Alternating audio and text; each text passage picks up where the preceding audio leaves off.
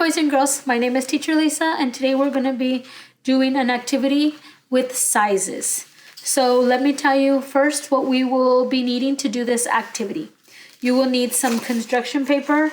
I used a variety of colors. You don't need a variety of colors. You can just use one, pick one color and use that. Also a marker, a pair of scissors, a glue stick, and something round of some sort. Coffee lid, a paper plate, a cup, anything that you can trace. The reason I ask you for that is so that we are going to create 3 circles on a paper, and to make the 3 circles, I just overlapped the plate to make a middle one. So large, medium, and small. So that's what we would write at the top. I use Xerox paper because that's what I had. You don't need to use it. You can actually use, if you have an extra sheet of construction paper, you can use one of those to make the circles on.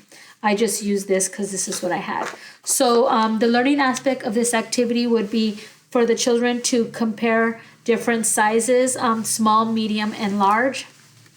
For measurement as well, small, medium, large. Items are small, some are medium, and some are large, just so they can differentiate between the sizes. Also, learning different language, such as smaller, bigger, biggest, smallest. To increase their language, you can ask them, which one is bigger? Which one do you think is the smallest? Just to increase new words into their vocabulary. As well as fine motors, because since the squares that you will be cutting from the construction paper are going to be in different sizes, 3 different sizes. So fine motors would be for them to pick them up, put the glue on them, and stick them on there. Also to classify small, medium, and large. So let's get started with how you do this activity. So first of all, like I said, you're going to need the construction paper and you're going to cut a strip. That's what I did. I just cut a strip. And when I cut the strip, I was able to make large squares. I chose squares because it was just easier to cut. You can cut any shape that you want. You can cut large triangles.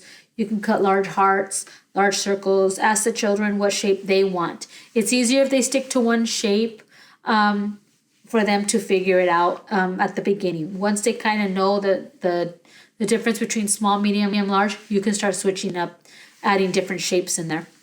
But I chose a square, so a large square and then a medium square. So if you see the difference, large, medium, and then you'll see I also did small. So if you see the small. So I did the 3 sizes, and so what you want to do is explain to the children the difference between small, medium, large. Show them the 3 different sizes that you have, and then explain to them that large is large. So we'll start with the L. Medium would be m with the M, medium, and small would be with the S. So this way they know if they are doing it on their own, they can try to keep that in their head and keep it in front of them, and they'll know. So what I suggest, you can use a glue. This is pretty much optional. If you want to do it with save this, and you can use it again with different objects around the house. I'm choosing construction paper because that's what I had, but you can also use anything else you have, such as little toys, seashells, coins like quarters, nickels, dimes, the difference between those sizes, rocks, different size rocks, buttons, beans. You can have pinto beans, lima beans, lentil beans, have them sort them out. So there's different variety of objects that you can use for it. I know the kids like to use glue, so I'm gonna do it this way. But like I said, you don't have to use glue, so this way you can use this paper again and you don't have to waste paper. So what you'll do is talk to them about the small, medium, large, and then they know how to glue it. So then you're gonna just tell them, glue all the large ones inside the large circle, and then you're going to glue all the medium ones inside the medium circle. And it's also verbal direction as well.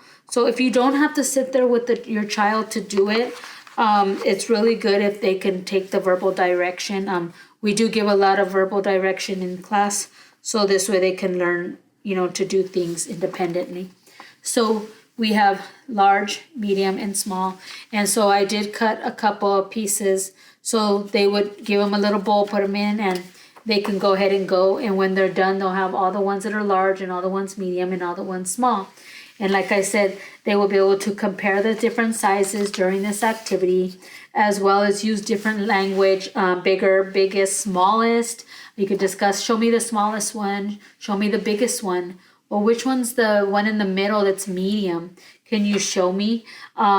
If they were able to do it, then they gained a little bit of fine motors. If they were able to sort them in the 3 different sizes, then they were able to classify. So there's many different learning aspects of this activity that they can do. And it should be a fun activity, especially if they're going to use glue. So I thank you again for watching my video, and I hope you had fun learning.